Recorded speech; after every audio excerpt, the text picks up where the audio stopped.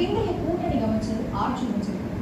தேர்தல் முடிவு வெளியான மறுநாளே முதல் ஆளா திமுக கூட்டணியில இருந்து வெளியேறி தாவேக கூட்டணியில சேர்ந்துச்சு காங்கிரஸ். கம்யூனிஸ்டுகள், பிசிக, முஸ்லிம் லீக் ஆகிய கட்சிகள் திமுகவோட கலந்து ஆலோசிச்சுதான் தாவேகாவுக்கு வெளியில இருந்து ஆதரவு தரதா சொன்னாங்க. பின்னர் அமைச்சரவையில பங்கேற்கணும்னு தாவேக அமைச்சர் ஆதவ் அர்ஜுனா அழைப்பு விடுத்த பிறகு தங்களோட கூட்டணி நிலைப்பாட்டை பிசிக மற்றும் முஸ்லிம் லீக் மாற்றிட்டாங்க.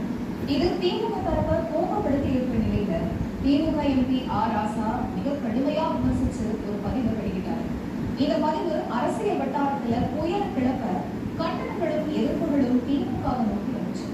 இந்த நிலையில திமுக தலைவர் ஸ்டாலின் கடும் சொற்களை திமுகவினர் பயன்படுத்த கூடாதுன்னு வேண்டுகோள் விடுக்க ராசா சர்ச்சைக்குரிய தன்னோட பதிவை நீக்கி வேறொரு பதிவு போட்டார்.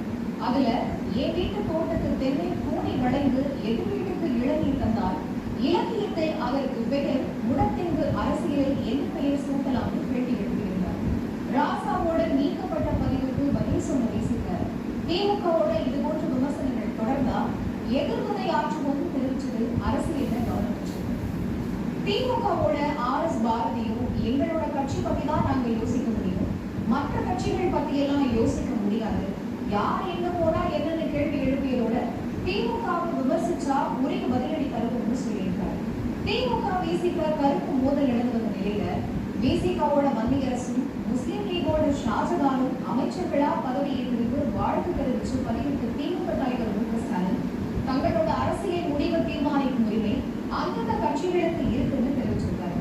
தேர்தல் முடிவுகள் வெளியானதுமே தாவேக பக்கம் தாவிய காங்கிரஸ் பத்தி முன்னாள் அமைச்சர் அனிதா ராதாகிருஷ்ணன் கடுமையா விமர்சனம் செய்ய அதுக்கு காங்கிரஸ் எம்பி மாணிக்கம் தாக்கூர் அமைச்சர் பதவியும் அதிகாரமும் போன விருத்தில அனிதா ராதாகிருஷ்ணன் தரம் தாழ்த்து பேசுறாருன்னு காங்கிரஸ் கட்சிக்காரர்களுக்கும் அப்படி பேச தெரியும்னு சொன்னதால கிட்டத்தட்ட திமுகவோட முன்னாள் கூட்டாளிகள் எல்லாருமே இப்ப அரசியல் பகையாளிகளா மாறினதை பார்க்க முடியும். 2019ஆம் ஆண்டு நாடாளுமன்ற தேர்தலில் தொடங்கி திமுக கூட்டணி சிந்தாம சிதறாம முயற்சி பெற்றுச்சு. தொடர்ந்து வெற்றி கூட்டணியாவே இருந்து வந்த இந்த கூட்டணி 2026 சட்டமன்ற தேர்தலில் தோல்வியடைய கூட்டணியும் அப்படியே சிதறிச்சு. இப்போ தாவேகாவால கொண்டாடப்படுற கூட்டணி தலைவரா இருக்கிற திருமாவளவன் தாவேக தலைவர் விஜய் RSS பெற்றெடுத்த பிள்ளைன்னு விமர்சிச்சிருந்தார். இப்போ விஜய் அமைச்சரவையில் இடம்பெற்றிருக்கிற மத்திய அரசு ஆதரிச்சு பிரச்சாரங்களை பேசின உதயநிதி ஸ்டாலின் தன்னோட வெற்றியை விடவும் மத்திய அரசோட வெற்றி தான் தனக்கு முக்கியம்னு பேசினார்.